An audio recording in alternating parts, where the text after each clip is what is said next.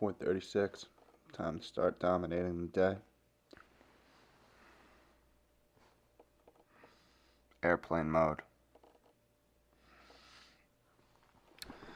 Stays on till I get my morning shit done. Let's go.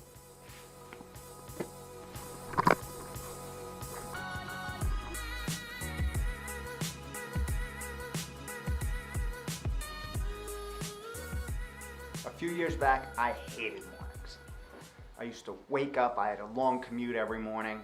I'd set my alarm for 5:30, but there was no chance I was getting up at 5:30. I'd snooze it about 5 or 6 times. I'd finally get up, take a shower, grab my lunch, and be on the road for an hour commute. So here are the keys to becoming a morning person and some of the things that work for me. Now, ironically, being a morning person starts at night. So the night before, you need to know when to shut down. You need to take that little disturbance device that's over there charging, because I don't really touch it in the morning, your cell phone, and you need to put it on airplane mode. You need to get it out of the room.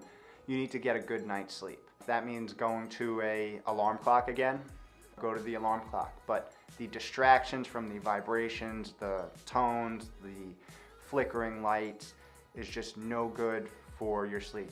So every night, airplane mode goes on at that designated bedtime. And then every morning, wake up at the same time. It doesn't matter if I was out late or I didn't have a good night of sleep.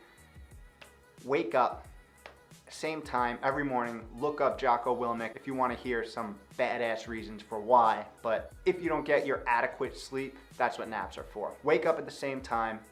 There'll be a sense of accomplishment. You get up, you get through your routine, and you can nap later on the day. Most of the time, I'm up after the alarm, but sometimes you lay in bed. Make a rule for yourself. Get up out of bed within 10 minutes. Keep a water bottle or a glass of water next to your bed. Hydrate, hydrate, hydrate. You just spent a bunch of hours not hydrating, sleeping. Fill up. You know, I keep a glass at least next to my bed. I chug that while I'm in bed or while I'm sitting on the bed, and then I have another glass right after as well.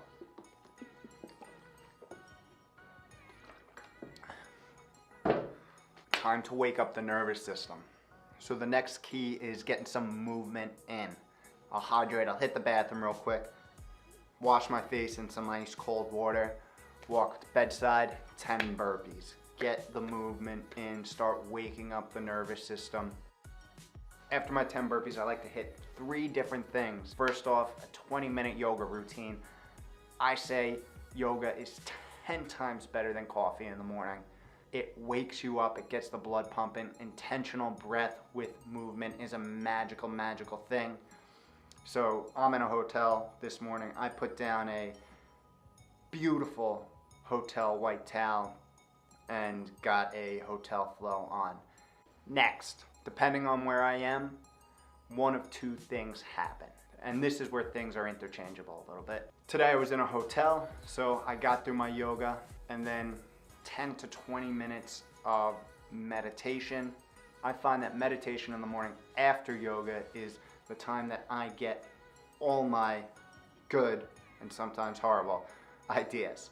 It's the time when different concepts come in and out of my head, and when a lot of whatever problems I have on the plate for the day, they typically get solved. Some solution comes to mind and it ends up working out. Then after the meditation, it's time to get a real sweat on. I'm up for about an hour at this point, and it's time to go to the gym, swing some kettlebells, get a circuit in. You guys know. You can see from videos that I love circuits. I like kettlebells, I like bodyweight shit, so you can check all that out right here. I'm back and ready to go, showered, typically a cold shower. Look up Wim Hof for that. 7 a.m., I've got an hour and a half to 2 hours to work on what I want to work on before I get to the grind of work.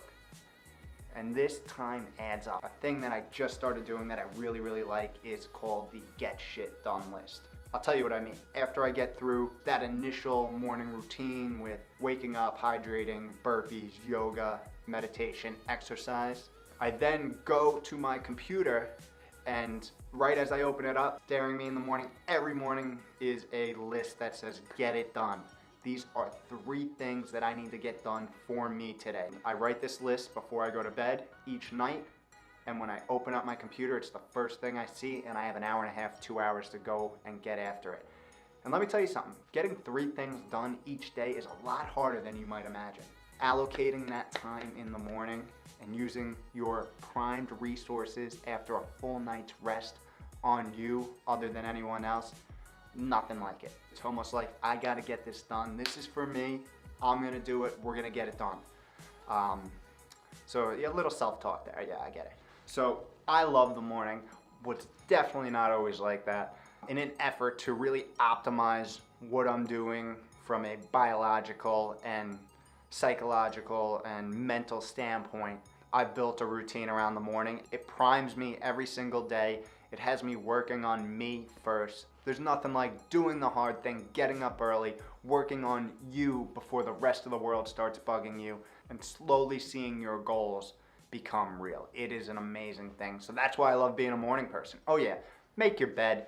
I'm in a hotel. I like surprising the housekeeping. I like having a made bed. They come in, they're like, oh, I made bed. You know, I like this person. Maybe they'll leave me a tip. I don't know. Again, it's an accomplishment thing. You start the day off right. You know, everyone knows that general who gave that commencement speech who said, if you make your bed every morning, you will have accomplished the first task of the day. And it's just a cleaner room. I mean, you come back to a made bed, it's actually kind of nice. So that's why you should at least try being a morning person. Give it a go, try it out, give it at least a month.